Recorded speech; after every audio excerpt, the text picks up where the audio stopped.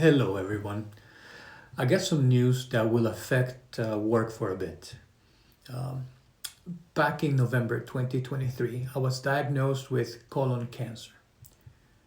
As soon as I found out, the doctors rushed to schedule a removal surgery, only to find out through additional testing that the cancer had already gone to the liver, where unfortunately they found an additional over 50 tumors.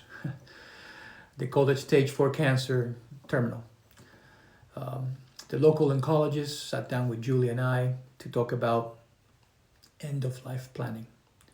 He explained to us that most people with colon and then to the liver cancer survived around 2.5 years on average, while telling us that because I had so many tumors in my liver, that I should be realistic and plan for what was sure to come. That, of course, was hard to hear, but in the middle of such darkness, we were giving a tiny ray of hope.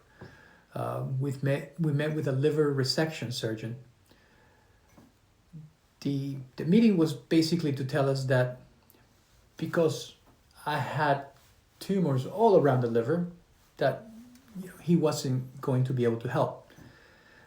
But he said, don't lose faith. Keep hope until the end.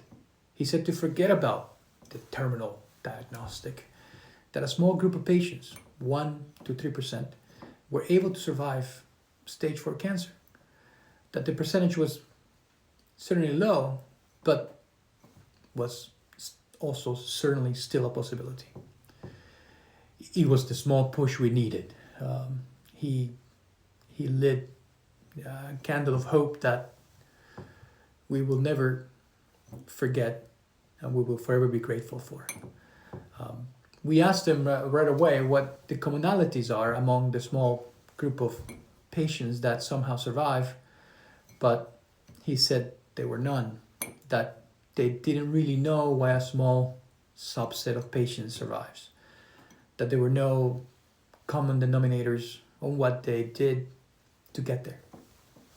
Nonetheless, with our newfound maybe, we started looking around for a second opinion. First, we went to MD Anderson Cancer Center in Houston, Texas. But there, it was more of the same. The doctor came to talk to me, more of a grief counselor than anything else. He asked me if I had any questions of the process to come. He said that he agreed with the local diagnosis and that they could possibly help with some new genetic testing they were doing down there to modify the chemo a little bit, which might buy me some extra time, but that the cancer was in fact terminal. Obviously slightly heartbroken, we kept going. This time we went to the Sloan Memorial Cancer Center in New York City. There, things started to change. They told us that they had this new type of treatment, which they invented. One where they would put a pump inside of me to send a stronger chemo to the liver directly, giving the rest of my body a milder, different chemo treatment. They said it was true that some patients do survive. They told us that if everything went perfectly well and my body reacted perfectly well to the chemo, bringing my cancer down steadily for at least 1 full year of chemo treatments, and the cancer not going to any other locations, that only then would I qualify for some experimental surgeries. First, removing part of the intestinal tract where the original colon cancer was, and then later performing a liver transplant. But they ask us to be realistic, temper our expectations is what they said. that only a handful of people per year in the whole US qualified for those surgeries. That was a year and a half ago. With the treatment, my cancer numbers dropped basically to zero in just months. They never came back up, and my cancer never went elsewhere. The first 2 surgeries to remove the colon cancer, the original colon cancer in my intestines, already happened. That was December and February. And now this coming Tuesday, September 9th, I'm getting a liver transplant. It's truly a miracle. Something I'm yet to understand. I owe my life to Krista, who's donating half her liver, to my uncle Edison, who gave me amazing advice on what to do on my side as a patient to help the chemo treatments, to my wife Julie, who's been so strong this time, and to my family who came together like never before. It's been so nice. It's a strange feeling, hard to explain. I feel like I'm getting a second chance at life. I am getting a second chance at life. This was almost impossible, and yet I'm here. I don't understand why me. I really don't. I don't know what God's plan is, but I'm very, very grateful for the opportunity given.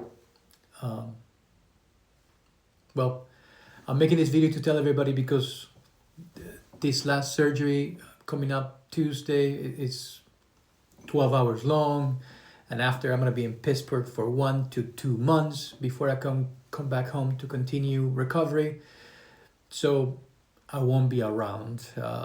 I'll still be working, but you're going to notice I'm missing.